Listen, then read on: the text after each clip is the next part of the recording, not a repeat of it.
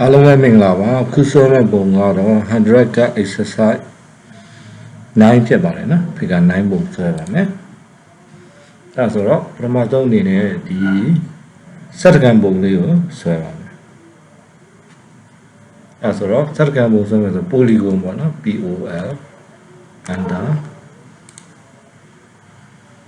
အနာရတော့က6ခုဆိုတော့ set to default set ပေးထားတယ်ဆိုတော့ under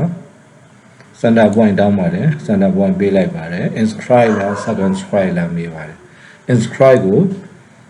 default ပေးထားလို့ enter ခောက်လိုက်ပါမယ်ပြီးတော့ကြတော့အဲ့မှာသူ့ရဲ့ radius ကိုတောင်းနေတာနော်ဒါပေမဲ့ဒီမှာဘာပေးထားလဲဆိုတော့ diameter ကိုပေးထားပါတယ်အဲ့ဆိုတော့ diameter ကို2နဲ့စမှာနော်အဲ့ဆို2နဲ့မစားခင်ကျွန်တော်တို့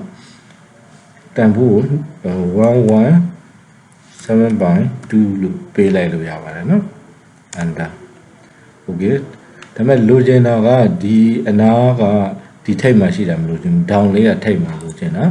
အဲဆိုတော့ rotate လှည့်လိုက်ပါအော် enter ဒီလိုလေးလှည့်ပေးလိုက်ရင်ရပါပြီနော်အဲဆိုရင်ဒီ circle လေးနှစ်ခုကိုဆွဲပါမယ်အဲဆိုသူကဒီအမှတ်ကနေ139လို့တိုင်းထားတယ်ဒါဆိုရင်ဒီအမှတ်မှာဆွဲပြီးတော့မှ139ရွှေ့လိုက်ပါမယ်နော် C under radius ဘယ်လောက်လဲဆိုတော့20ပေးထားပါတယ်20 under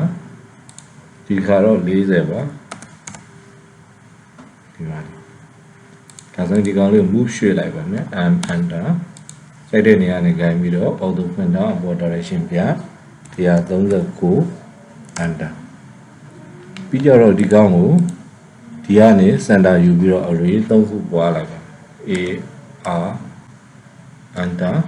polar ဆိုတော့ under center point ကဒီ point item အရေးအတွက်3ခုဒီကောင်လေးရလာပြီဆိုရင်ကျွန်တော်တို့ဒါလေးကို palette ချိုးမယ်အကုန်အတူတူပါဒီ palette 3ခုက multiple palette နဲ့တွားပါမယ် F under R under 250 under multiple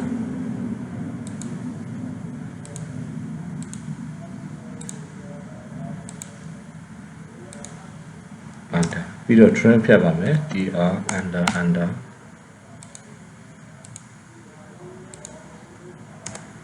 ဒါဆိုရင်ကျွန်တော်တို့ဆွဲနေတဲ့ဒီပုံလေးကိုရပါပြီနော်